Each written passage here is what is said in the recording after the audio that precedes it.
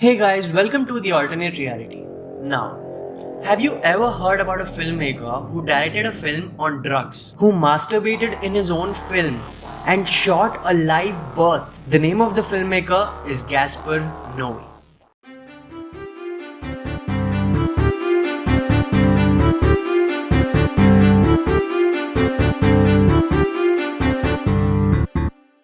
Characterized by garish sex and violence, vibrant colors, pounding soundtracks, and restless steadicam shots, Gaspar Noé films are instantly recognizable spectacles. Considered as a unique voice in cinema by some, perceived as a mere provocateur by many others, Noé remains as controversial today as he was when he exploded onto the film screen 2 decades ago with his feature debut, I Stand Alone. This France-based Argentine filmmaker is known for his flashy filmmaking style, which explores extremes of violence, often veering into nihilistic territory. Noé's work has been strongly associated with a series of films defined as the cinema of the body, which share an attenuated use of narrative, generally assaulting and often illegible cinematography, confrontational subject material, a treatment of sexual behavior as violent rather than mutually intimate, and a pervasive sense of social nihilism or despair. Noe often breaks the fourth wall by directly addressing the audience through the use of confronting, sometimes strobing, or typography that aims to quote-unquote disrupt and disturb the viewer.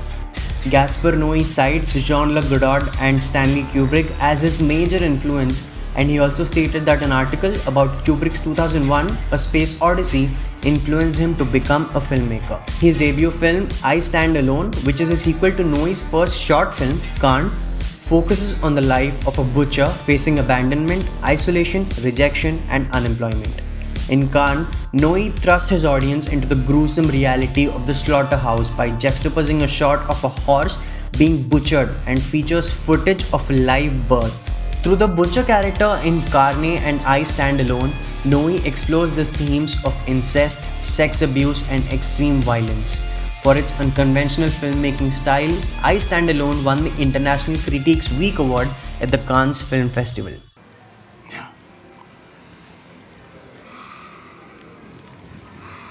Mais la solitude, ça veut rien dire. T'as beau vivre avec un type ou une gonzesse, ou même avec des gosses. Gaspar Noé's second feature film, Irreversible, follows two men in reverse chronology through the streets of Paris as they seek to avenge a brutally raped girlfriend. Irreversible was highly controversial and had accusations of being homophobic. Noé shot the film on cocaine to manage the shoot with handheld camera running the stairs up and down. And to avoid the controversy of homophobia in the gay club scene, he added a small image of him masturbating as a part of the club.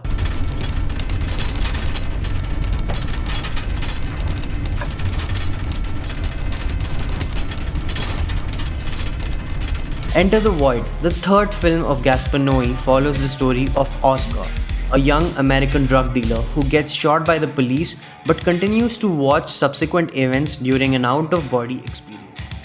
The film is shot from a first-person viewpoint, which often floats above the city streets and occasionally features Oscar staring over his own shoulder as he recalls moments from his past.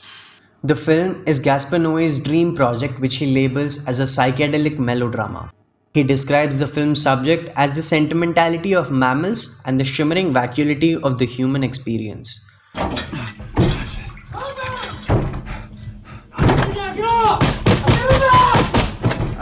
a gun! Have a gun! I'm gonna shoot! If you don't leave, I'll shoot! What do you want me to do?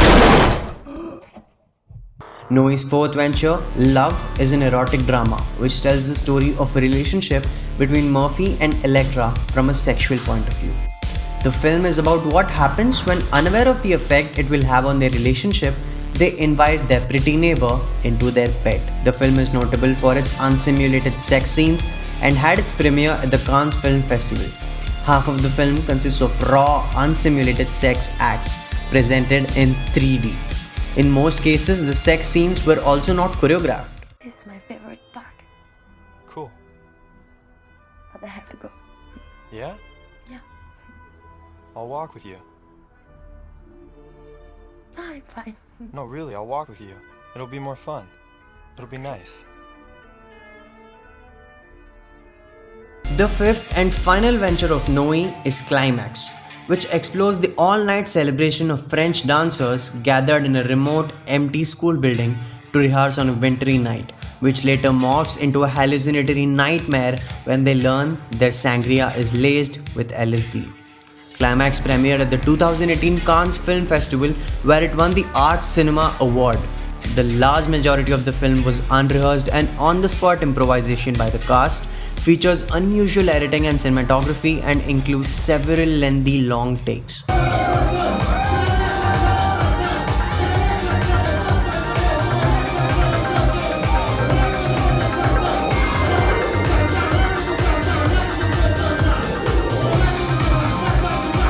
All these films are extremely sensory in nature and offers you an experience of a quick journey into the void which ultimately questions your existence.